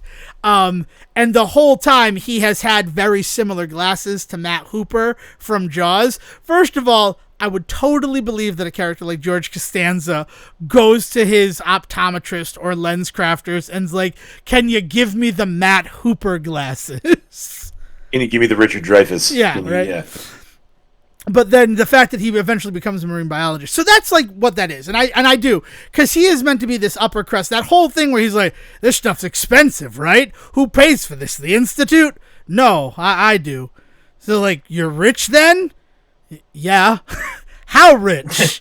Like, me personally or the family? And it's just like, oh, I want to punch you. I just want to punch you in the jaw, Matt Hooper. But to go back to that tiger shark scene, that's when Alex Kintner's mom comes back, Mrs. Kintner, never given a first name, because women do not matter in this movie. It is sort of a disappointing fact about pretty much all of the Jaws movies up until Jaws the Revenge, where Ellen Brody is weirdly the main character in so many ways. Mm-hmm. Yeah. Like, women exist to die or to suffer because of a death. It's not great. It's filmmaking in the 70s. Let's be completely honest about it. For all the fact that she is Diane fucking Keaton, look at how Kay is treated in the Godfather films. Like a fucking prop. But yeah, so she comes up and she slaps Brody in the face and says, there was a death a week before Alex's and you did nothing. Which means, if that's to be believed, the first death, Christine Watkins, died on June 22nd, the day when we would have been recording this episode for release on the 23rd. So, like, it all kind of works. I'm doing more. I opened up the beautiful mind part of my mind to Siege, and I apologize for that. Let's talk Jaws. What do you want to talk about Jaws? I mean, we've talked a lot about Jaws. We have talked a lot about Jaws. I'd like to get to the 2 hour and 4 minute mark on this episode, though. So, like, that's where we're at. So, I know something we haven't talked about yet that is, like, one of those things that really feels like a bad hat on top of a bad hat, Harry. And that is Quint's whole origin for why he is, by all accounts, a shark hunter. Yeah. That's his job, right? This wild character, yeah.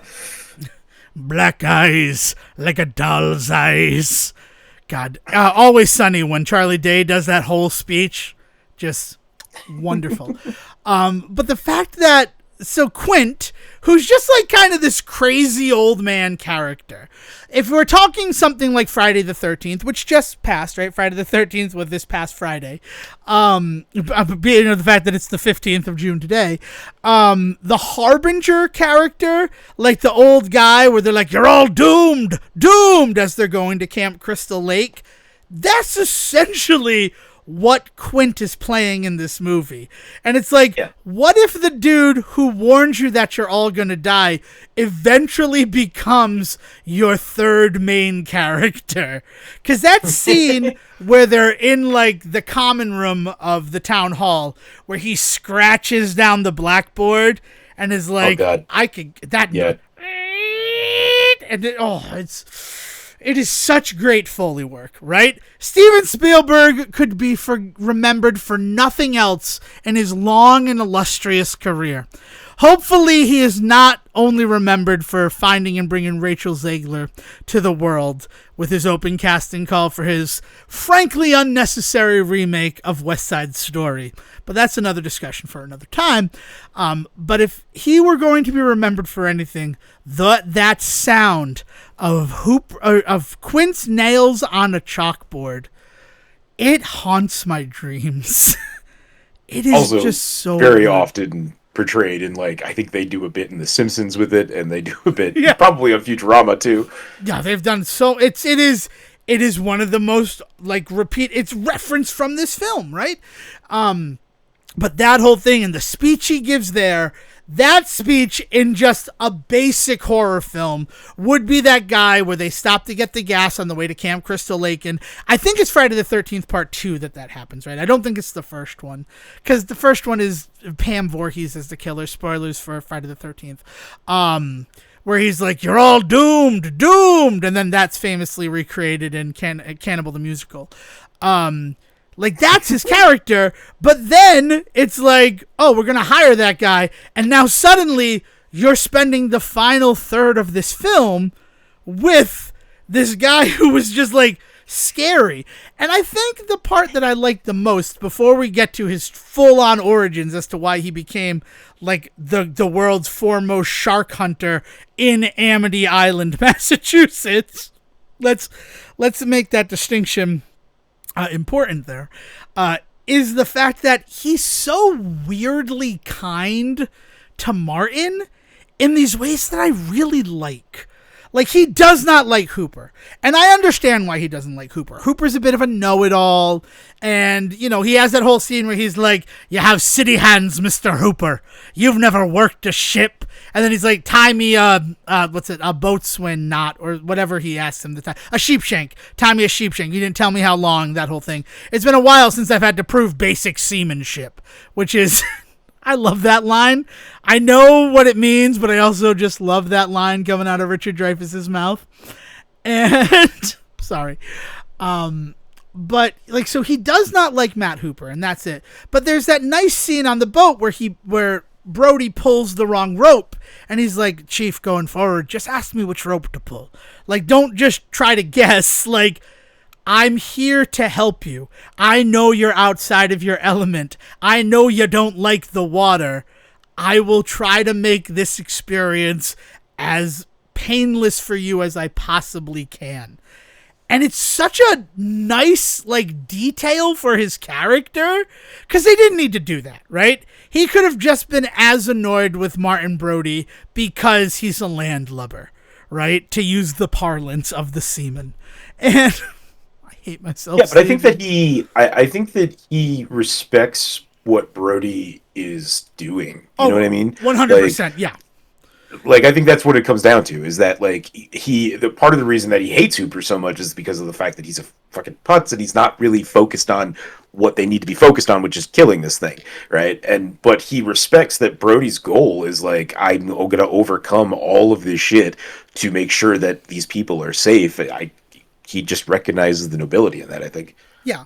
It's the moment where he's like, maybe I should just go out alone. And he's like, no, it's my charter. I'm going with you because I need to be there to stop this thing, right? I need to prove to all these islanders that I'm one of them. Because there's that great speech where Ellen's like, well, why can't I be an islander? Because you weren't born on the island. And that sort of gatekeeping is real. That stuff persists 50 years later. I don't know if you've ever been to one of these, like, environments. It was when Block Island is a lot like that. Yeah. When I interviewed for that community theater on Hyannis, because they needed a lighting designer, and then they offered, my payment was $50 for the entire 6 weeks and a couch to sleep on. I couldn't afford that. I'm just going to be honest about that. So I politely turned them down. And I'm not exaggerating there. I actually politely turned them down. But that was such a weird thing. All of these people who are like, oh no, I'm Hyannis born. Like, you don't understand. And I'm like, I don't know. I've been coming here pretty much all my life. I get that I wasn't born here, but like, I'm not from another planet. I'm from New England. I understand tourism's importance and things. I'm from, like, less than an hour down the highway. Like, yeah, exactly. We both took 195 in order to get here. You from your job on the mainland, me from my home on the mainland. Yeah, just one of those situations, right? It's one of those things that you don't really... No, for sure. Yeah.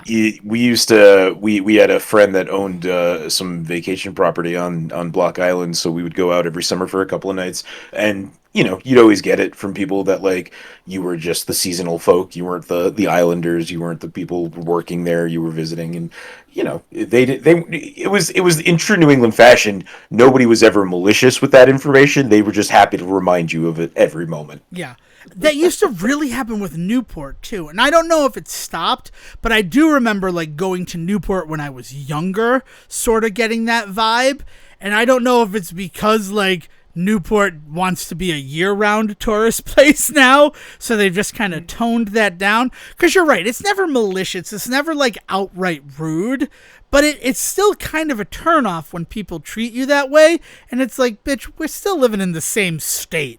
right? It's okay. You're not from around here. I'll be like, I'm kind of from around here. Come on. Yeah, what do you mean I'm not from around here? I live 30 minutes that way. And I didn't feel the need to pack a lunch and an overnight bag to come visit your little goat island.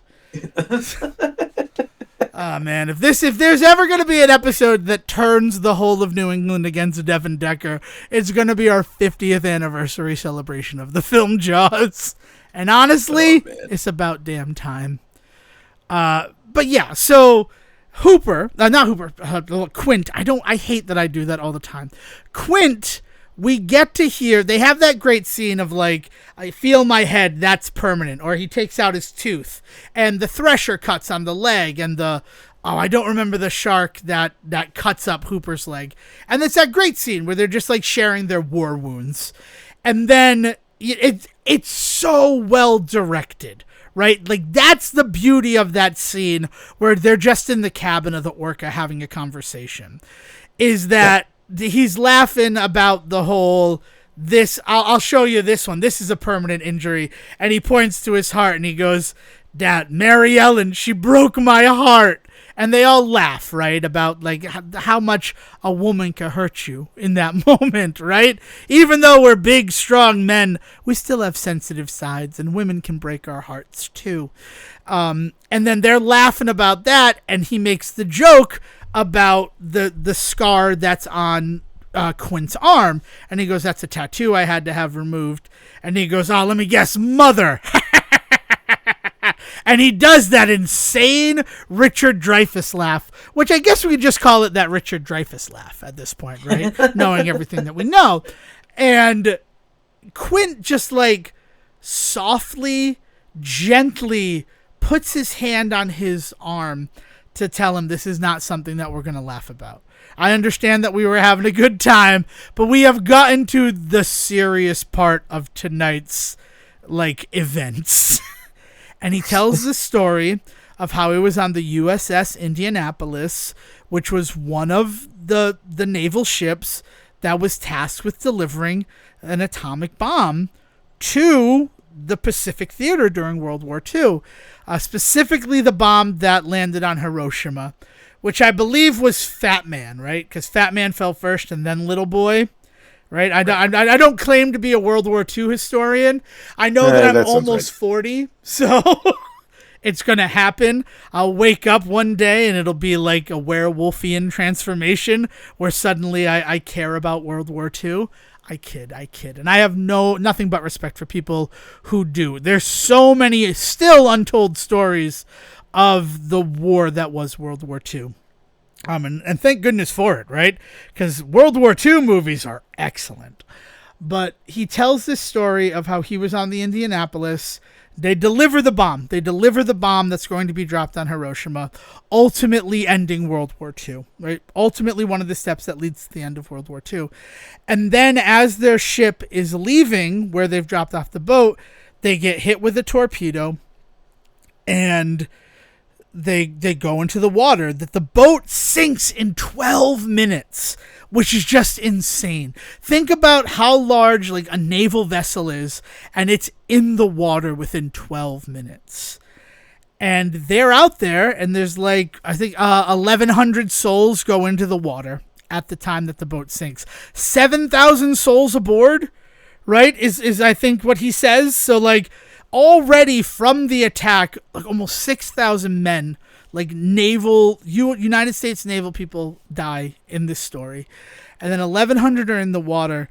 And then suddenly, because they're in Pacific waters, warm Pacific waters, they start to get attacked by sharks. And the sharks, he tells us, it's this whole chilling story about how they had to like clump themselves together, and hopefully the guy on the outside, when he's attacked, he could fight the shark off, but if not, he's taken and the rest of the clump survives because of his sacrifice. And that the sharks were like killing 6 men per hour, and that this mission to drop off the atomic bomb was so secret that there was no rescue coming. Right? A week after, they still had not wondered where that boat was, because nobody knew that boat was even supposed to be there. And he tells this whole story about eventually a helicopter comes, and that was the scariest part of the whole ordeal for me, was waiting for my turn to be rescued from the water, right? Because there's vibrations from the helicopters drawing more sharks, and he's just sitting there, and he has that line, I'm never going to put on a life preserver again. Because he doesn't want to. He doesn't want to be alive waiting to be rescued ever again. And it comes in nicely, right? It is that sort of like foreshadowing where he throws life preservers to Brody and to Hooper, but he does not put on one for himself. And he's like 1,100 souls went into the water, 316 made it out alive. And I get it. I understand why that is not something you want on your skin anymore. Why you'd get that tattoo removed. Because it's not camaraderie. It is a time where the country that you have sworn to defend left you to fend for yourself. And think of all the comrades and brothers in arms, your band of brothers that you lose. And it is chilling. It's this chilling whole freaking soliloquy in the middle of this essentially horror movie where you're like waiting for sharks to come and kill these three guys who are in that shark's domain. Sorry, but it also then beautifully sets up backstory for why he's afraid of the water. Why this is that's not he's afraid of the water. It's why he hunts sharks. It's because they killed his men. They don't want, and because Brody's more afraid of the water. It's Brody who's afraid of the water, not Quint. Quint is okay. right. Yeah, sorry, but it sets up backstory is what I'm getting at. Is like this whole thing where he's like, he just has just this really deep kind of like almost religious need to do this, right? Yeah, it's his purpose. It's his purpose with the rest of his life, the life that he was able to have after this horrifying ordeal, where he watched his fellow soldiers die, fellow sailors, technically, because that's what they're called in the Navy. Apologies for the slip of the tongue there. With that life that he has left, he's going to kill as many sharks as possible in order to try to even the score for what happened in the Pacific Ocean. Now, there's some negativity to that, right? Like the people who like, my friend was attacked by a minority and now I'm going to hurt a minority. I don't love that type of stuff, right? There are some famous actors who I've alluded to in this episode who did that sort of thing, and it's just like, ooh, okay, that's not really how that works. It's a little bit different when it's like nature, but still, it's sort of a negative way to like approach the world. Well, it's toxic masculinity. This movie is full of it, right? Yeah. Like if there is one big thing to levy against this movie in terms of like what to keep an eye out for is like this movie is heavily geared towards manly men and like this idea of what it means to be a man and what it means to prove your manliness and all of this stuff, and a lot of it has to do with this kind of stuff of putting yourself in dangerous situations, stupid situations, the inability to get over like the greed and things like that. Like this entire thing is all about establishing what makes a good man, and inherently has some very toxic values, not just because of that conversation, but also the time that it's made and like who is making it and all this stuff. It has got a really, really, really hard slant towards that kind of misogynistic look at things. Yeah. And we've already sort of touched on that with the fact of like women exist to be props. Ellen exists to be nervous about her her husband and her children. Mrs. Kintner exists to mourn the death of her son. And it's this really, I don't know. It's a film that I feel is worth celebrating because legitimately changed what film was. We would not have, Marvel would not have been the decades-long successful franchise that it was if not for Jaws coming out, 30 years prior to the first Iron Man releasing, right? Like it's just one of those things. Like it changed, it shaped an entire 50 years of film history. Most of the movies we talk about would not exist if not for Jaws. And Yeah, but this idea that you could take summer fun, but also put some intent behind it, and actually make it into a piece of cinema yeah. was, just a revelation. Yeah. I mean, and the fact that, like, you could take that summer fun and put it on screen and create a villain that is so terrifying in Bruce, in this great white shark, this perfect killing machine, and have children across the country, adults across the country, the entire population of the world afraid to go swimming because of this movie. It doesn't matter if you're in, like, water that would be too cold to have a shark in it anymore. They make the fear of a shark attack so visceral that it's almost like evolution for how the human species reacts to the idea of the shark. Oh yeah, I mean, I know people that were so afraid of stuff in the water, sharks being main concern, that they wouldn't even go in like lakes and stuff, you know. Yeah. And I'm not saying that it came directly because they watched Jaws when they were little. I'll tell you this though, they were never fans of it. I wonder why. yeah, but yeah, there's definitely like there's that element where like it brings a fear, it can enact a fear, it can awaken a fear in you that like you didn't even know you had, and it's a deep one. Yeah. And it is, I mean, it's so deep that sharks, I mean, here's the little PSA version of this. Because of the fear of sharks, that I'm going to lay on a movie like Jaws, though I know that it's certainly not the only film where sharks are there. Things like Deep Blue Sea exist. Things like Megalodon, Sharknado. Yeah. The Meg. Thank you. Which I want to check a couple of things.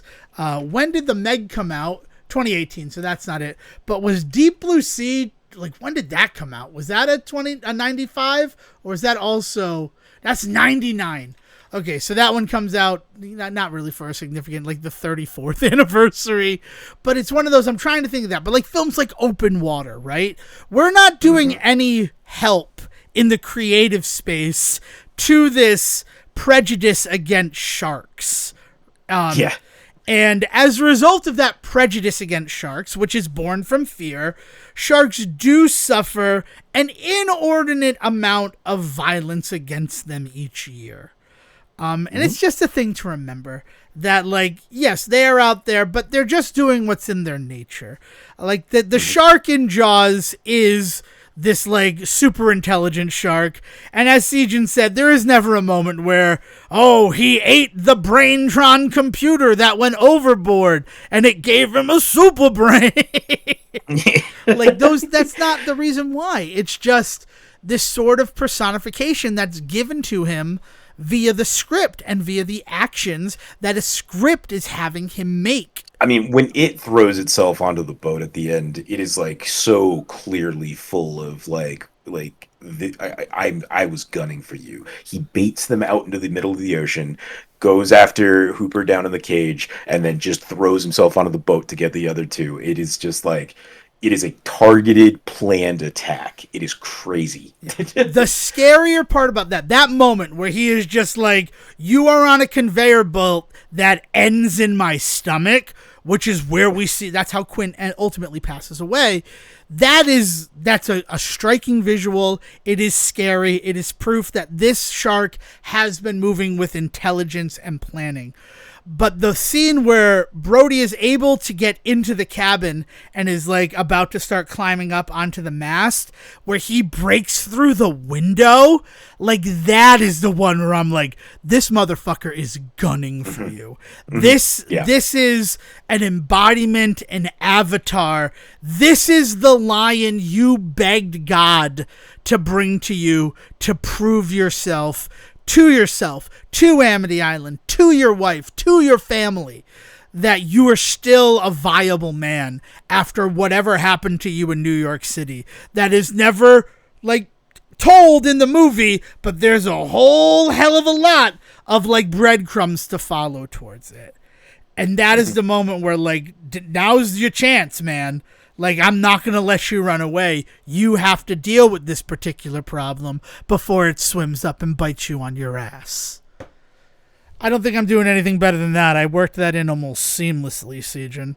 So, any other parts about this movie you want to make sure we talk about? I have one more personal anecdote to share, because it is one of my favorite little moments from the 40th anniversary of this film. So, 40th anniversary... this is back when we're doing, so it's 2015, 2 friends on a couch, 3 friends in a movie, that whole thing. So we get a whole group of people together, and it includes the Decker family, and like friends of my mother's, friends of Dale. Like, this is the movie why Dale went to film school, is the film Jaws. She saw Jaws and said, I'm going to be a filmmaker. That was the path for Dale Decker. So we get everybody together, including my former co-host from 2 Friends on a Couch, and we go to see Jaws. And this is about the time that Narragansett had just started to like be back in production. It's the first year that they produced the 1975 style cans. And I, being Devin Decker, I wore my Marty McFly like insulated vest, right? What are you, some kind of jump ship? And I hid in that insulated vest 12 Narragansetts.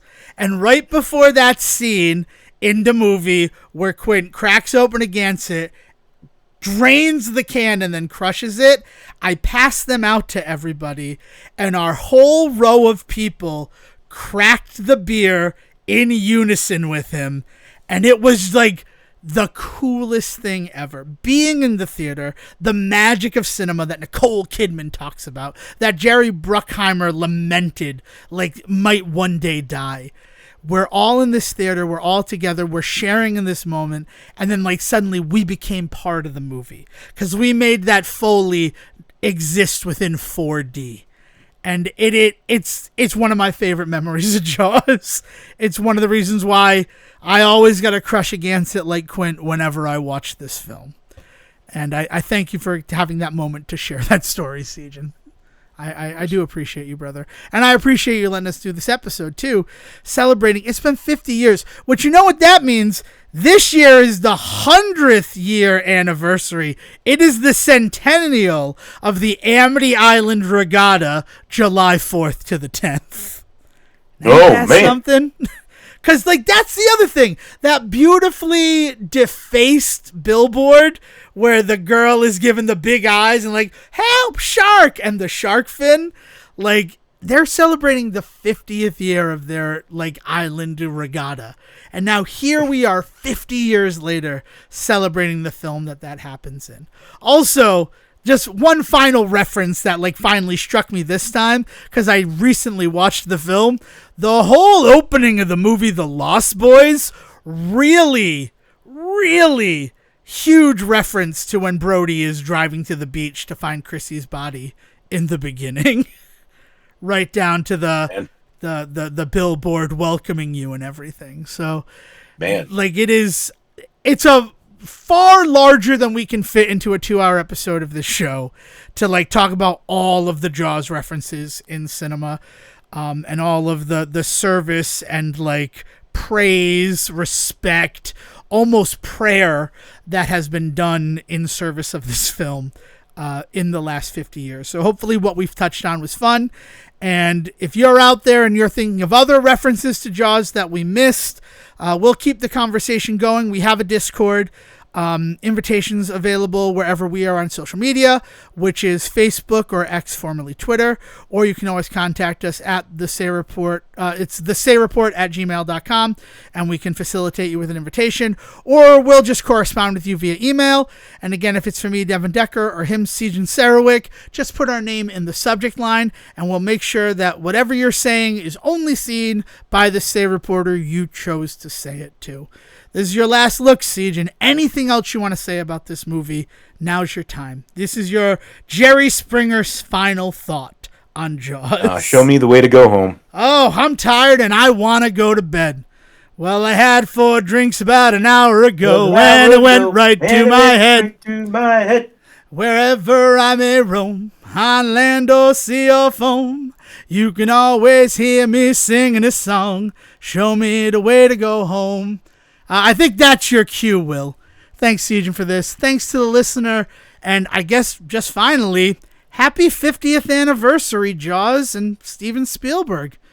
We'll see you next episode. Bye. Thank you for listening to the Say Report with your host Devon Decker and Stephen Selwick.